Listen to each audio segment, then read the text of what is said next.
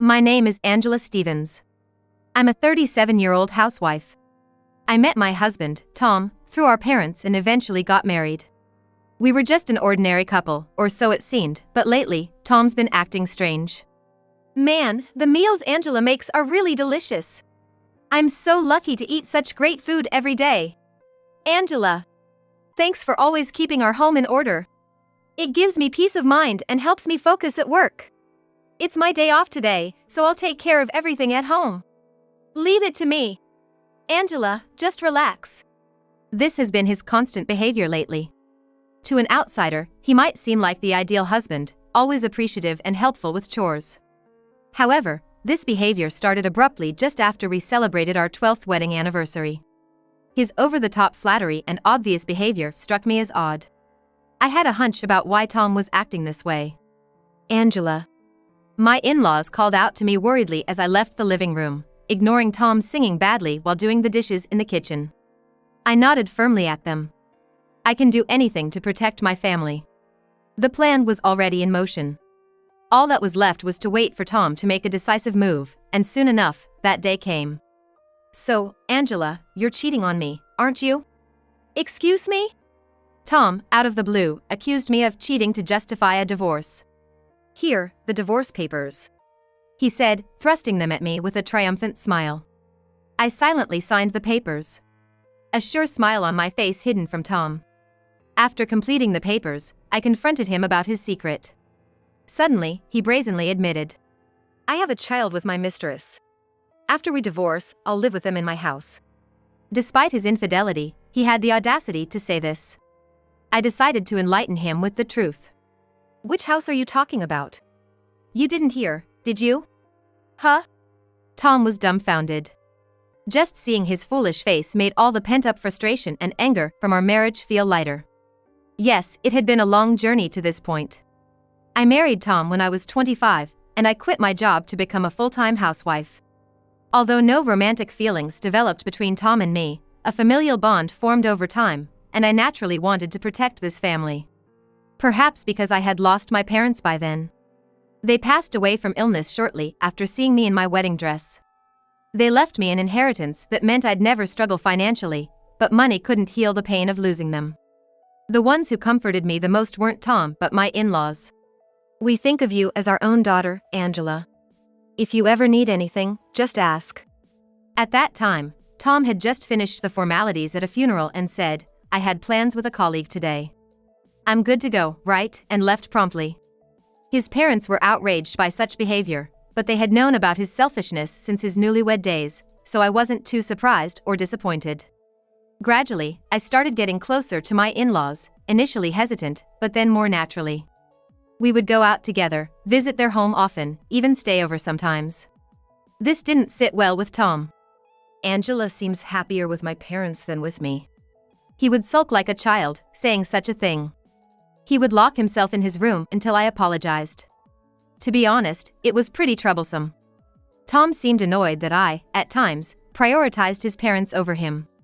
I never felt like I was favoring one over the other, but eventually, Tom must have said something because the invitations from my in-laws decreased. We don't want to intrude on your precious time as a couple, my mother-in-law would say sadly. But Tom often left me alone to go out. Because he's a man of many hobbies. I found it more worthwhile to study for a qualification than spend time with him. So, in a way, our marriage was smoothly drifting apart. Then one day, my father-in-law called to say my mother-in-law had been in a traffic accident. She was okay, but needed some assistance in daily life. Hey, Dad's getting on in years, and it must be tough for him to help Mom by himself, right? How about we move in together? Tom suggested we move in with them. And I agreed, concerned about their well-being. Living together brought us even closer, both physically and emotionally.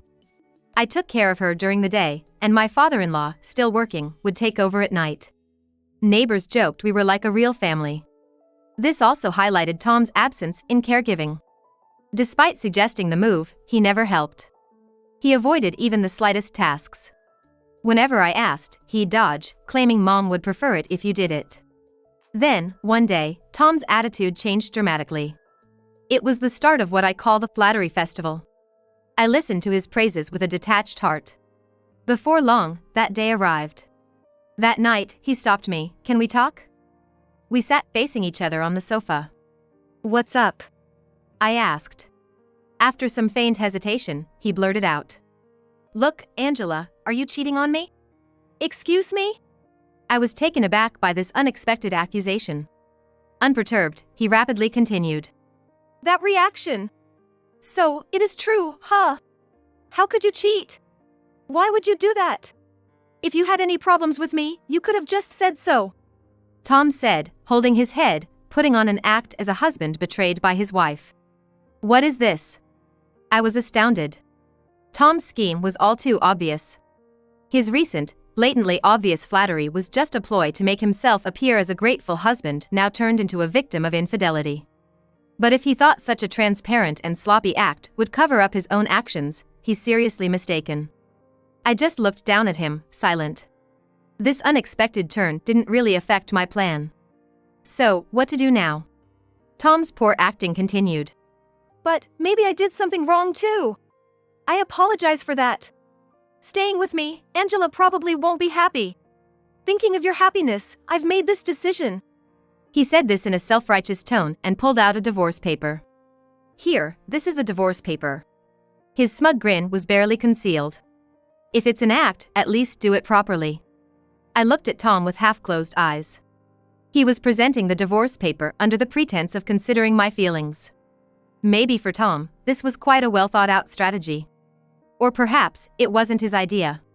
Someone else's suggestion? Still, the performance was too wooden and pitiable. "All right," I said, without arguing or making excuses, and started signing the divorce paper. Tom looked bewildered. The mask had fallen off. Or should I say, his true colors. Regardless of whether I had cheated or not, Tom was probably planning to insist on my infidelity and push for divorce. Thinking back, I had never openly defied Tom since our marriage. Did he see me as a weak-willed and easily swayed person? Such a shallow thought. After completing the paper, I said, "I'll take care of this." Then, I looked straight at Tom. He froze under my gaze. I began, "By the way. Why did you think I was cheating?" "What?" Tom looked puzzled for a moment, then reverted to a more assertive tone. "That's because I saw you secretly meeting an unknown man the other day." "The other day? When exactly?" "The other day means the other day. About a week ago." "What time are you talking about? Approximately 1 week ago." "The other day means just that, the other day. Let's see, it was around 3 a.m., I think. Yeah, you entered a cafe near the station, right? I saw it with my own eyes." Hearing Tom's words, I was sure there was no lie in his statement. Indeed, one afternoon a week ago, I did meet someone. Tom must have seen this and conveniently used it as a pretext for divorce.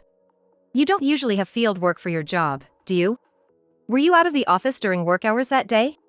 "Well, that day, I just happened to be outside." "Oh really?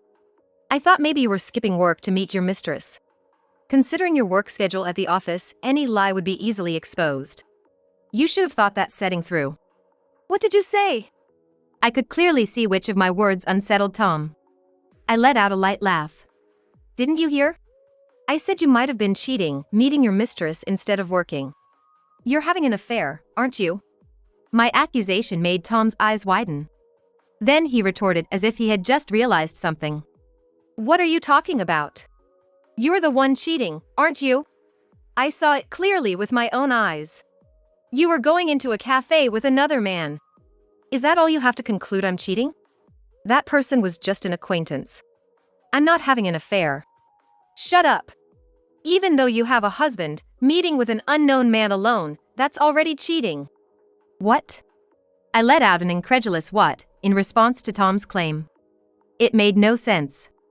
What era or world was he talking about? "Besides, you signed the divorce papers. That means you admitted to cheating, right?" "That's not true. How can I admit to something I never did? I signed the divorce papers simply because I wanted to divorce you too." "Huh?" Tom was taken aback by my unexpected rebuttal, his eyes wide open in shock. The look on his face said he never dreamed that I, his wife, would want to divorce him. I stood up, left the living room for a moment. I went to my room and took documents from the chest next to my bed, then returned to the living room. This is irrefutable evidence of your affair. I turned the envelope upside down, spilling its contents onto the coffee table. They were photos. Photos of Tom with a flashy dressed woman and a little boy who resembled him. To anyone unaware, they might seem like happy family photos. But there was more. Among the photos were pictures of Tom and the woman, arm in arm, entering a certain hotel. What? Tom's lips quivered at the sight of the numerous photos. Never thought you'd not only have an affair but also a child. With a sigh, I compared Tom to the photos. It was not me, but my father-in-law, who first noticed Tom's affair. Angela, can we talk for a sec? It seems like Tom might be having an affair. He said to me, sounding apologetic, making me feel sorry too. After hiring a detective agency, Tom's infidelity was confirmed. And it was more than just an affair, he had a child with his mistress. Realizing that this affair wasn't something recent, I was astonished. My in-laws, aware of this fact, condemned Tom's disloyalty and showed concern for me. Angela, you should divorce such a man. As much as he's my son, I'm ashamed. That's right. You don't have to endure this, Angela. If you divorce, we'll handle the aftermath. I nodded gratefully to their kind offer. Thank you.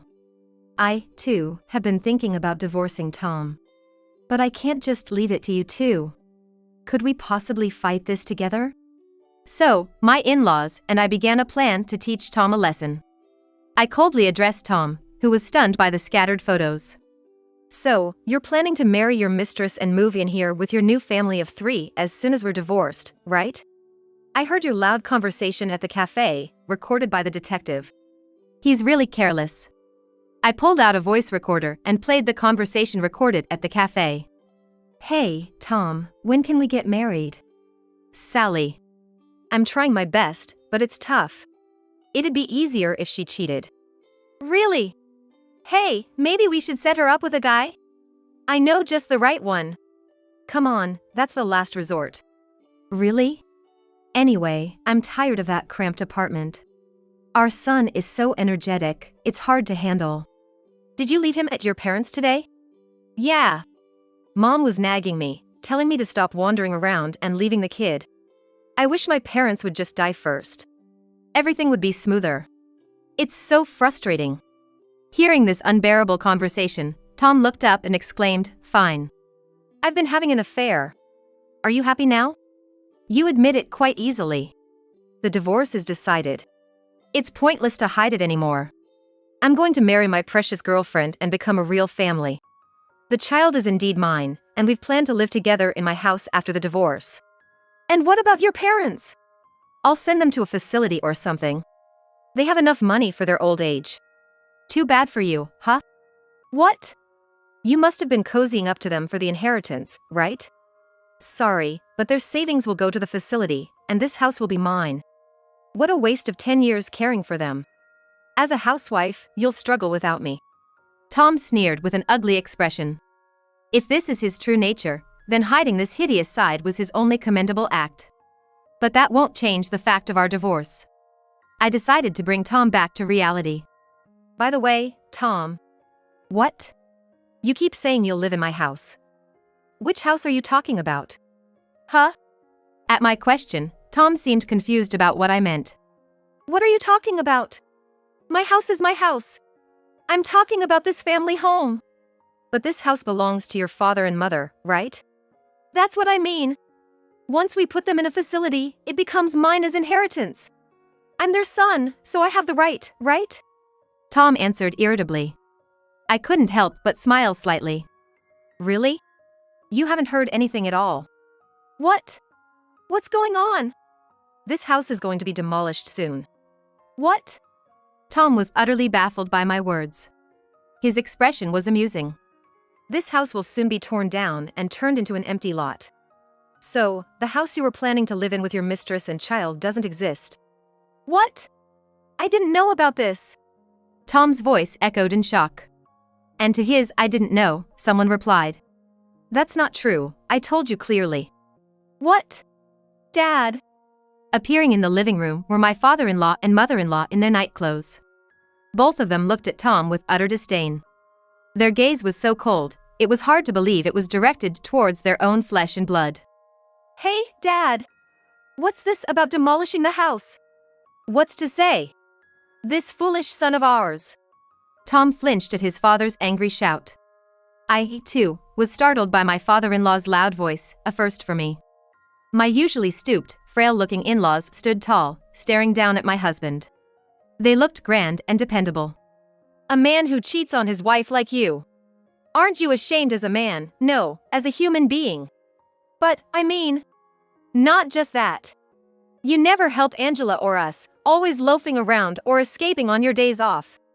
As for the house, I told you clearly. It's going to be gone soon, so you should start looking for a new place. But you were too busy with your mistress on your phone, just nodding along. That doesn't count as telling me. And why suddenly demolish the house? There's no need, right? If the house is gone, what will happen to you guys?" To hear such concern from the one who planned to kick us out. My father-in-law snorted, and Tom groaned in frustration. Then, he glared at me.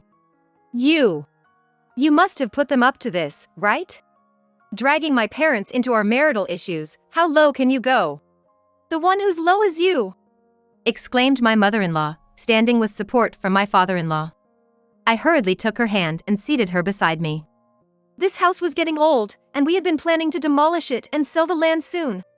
Angela has been helping us with this for a long time. Why are you consulting Angela? She's just a stay-at-home wife, right? Angela is not just any housewife." At this, my father-in-law gave me a nod, signaling it was okay to reveal the truth. "You might not know this, but Angela inherited her late parents' estate, which includes managing several properties.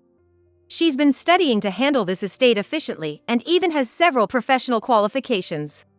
As part of that, she's been advising us too." "What?" Tom's face showed shock for what seemed like the umpteenth time today. He turned to look at me with a creaky, rusted machinery-like movement. Sighing, I confirmed, what he said is true. The inheritance from my parents wasn't just money, it included several apartments and buildings. My parents were into real estate investments, and they always told me to study it since I would inherit it someday. So, while I am a housewife, I have rental income from these properties. Probably several times more than Tom's salary. Tom's mouth moved soundlessly, still in shock. Seeing his reaction, I was glad I hadn't told him about the inheritance. I had considered telling him at my parents' funeral but lost all inclination when he hurried off to have fun. Now, I could present it as the ultimate shock. I said to Tom, "By the way, about your misunderstanding that I was having an affair, the person I met that day was a lawyer. I'll be taking substantial alimony for cheating, so be prepared. Also, the demolition of this house starts next week. Make sure you move out by then." "Next week?" "Yes. By the way, didn't you notice? We've been gradually moving out the furniture and appliances. Didn't you realize?" "Oh." His reaction made it clear he never really cared about us. Leaving a stunned Tom in the living room, I urged my in-laws to return to their room. "Don't worry. I'll take care of the divorce papers." As I closed the living room door, I saw Tom collapse. I closed the door anyway. We did a small high-five outside the now closed door. It was a sign of closure, but it wasn't over yet. The intercom rang loudly in the dark hallway. Instinctively, we all looked towards the entrance. The intercom rang incessantly with a shrill, persistent sound. Moreover, I could hear someone rattling the door. Could it be a burglar? I wondered. But then, "Hey, Tom! Open up! Didn't you see my message? My electricity is cut off. It's so cold I might die. I don't care if your wife is there, just let me in." The shrill voice of a woman echoed through the door. That voice. Unmistakably, it was Tom's mistress. Showing up at such an hour, utterly inconsiderate. But what else to expect from someone involved with a married man? Clearly, she only thought of herself. I sighed heavily and signaled to my in-laws that I would handle the situation. Then, I went back to the living room. Tom was staring at the intercom monitor, surprised by his mistress's sudden arrival. He was startled to see me return too. "Oh, this is... Looks like you have a visitor," I said. I grabbed Tom's arm, trying to make excuses, and dragged him to the front door. I opened the door, pushed Tom out, and quickly closed and locked it. "Hey! Open up! Let me in!" "Tom, you finally came out. But who was that just now, your wife? She looks so plain." "Hey, why are you here? I told you not to come near my house." "Because I don't know why, but my electricity got cut off. My heater won't work. Do you want me to freeze to death?" "I can't deal with this now. Angela, please. Open the door. I'll send her away right now." "What? Did you even listen to me? Please, Sally. Just go home for today. Here, I'll give you money for a hotel." Their loud conversation was clearly audible through the door. It was only a matter of time before the neighbors called the police. Then I remembered something important and returned to the intercom. "Hey, Tom." "Angela, just wait, Is that mistress's child really yours?" "What? What are you saying? Just because you're not loved by Tom, you don't have to lie." "No, it's not a lie.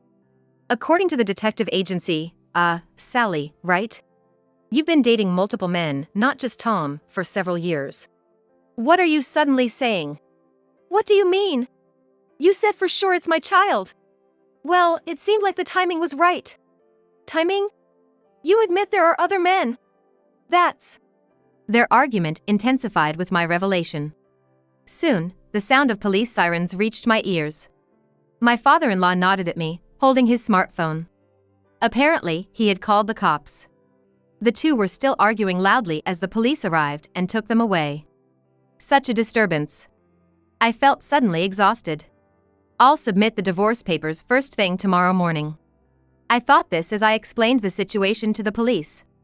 The next day, following my resolution from the previous night, I submitted the divorce papers to the municipal office. Then, the day to demolish my in-laws' house arrived quickly. Surprisingly, Tom moved out before us, apparently crashing at his mistress's place. I was curious about the paternity of the child in question, but well, it didn't matter anymore. We too moved out of the house filled with memories. About a month later, I received an unexpected call from Tom. Despite my instruction to communicate through a lawyer, I answered the persistent ringing. "Hello? Angela, please, I need your help." "Yes?" I asked, startled by Tom's sudden cry for help. Then, he dropped a bombshell. "My house has burned down." "What?" He explained that after moving to his mistress's apartment, he accidentally started a fire due to a careless cigarette. I was surprised to hear that Tom had started smoking. Perhaps he began after our divorce? Surprised by the fire, Tom fled, leaving his mistress and child behind. As a result, the mistress suffered facial burns, and the child had complications from smoke inhalation. Moreover, they were homeless now and faced a claim for damages from the landlord. Well, it was a logical consequence. "Please, Angela, you're the only one I can turn to. You own apartments, right? Please, let me, Sally, and the child stay in one. We need a place to live." Is this what they mean by audacity? I can't help but be impressed. "I could let you stay," I said, and Tom's voice mixed surprise with joy. "Really?" But then, I brought him back to reality. "But I doubt you'd pass the screening, and with alimony and damage payments, I don't think you can afford the rent for my apartments." "So, no." "But why not? We were married, weren't we? You could help a little." "We were married, now we're strangers. And did you ever help me? I'm hanging up now. Goodbye." Later, I heard through the grapevine that Tom had to borrow money to pay alimony and damages. His mistake with the fire spread as a rumor, forcing him to quit his job. Now, he's juggling multiple part-time jobs to repay loans and cover the continuous expenses. The mistress, sustaining burns, clung to him, demanding treatment costs for herself and the child. As for me, I used my funds and the money from selling the land where my in-laws' house stood to remodel one of my apartments into a barrier-free residence for seniors. With this, I believe my in-laws can now live much more comfortably and securely than before. It was my selfish wish to keep living with my in-laws, who were initially planning to enter a facility as Tom had suggested. It was my wish to continue living with my in-laws. When I expressed my desire to continue living with them, they were moved to tears of joy. Our relationship has evolved beyond in-laws. We are a new family, planning to live together harmoniously.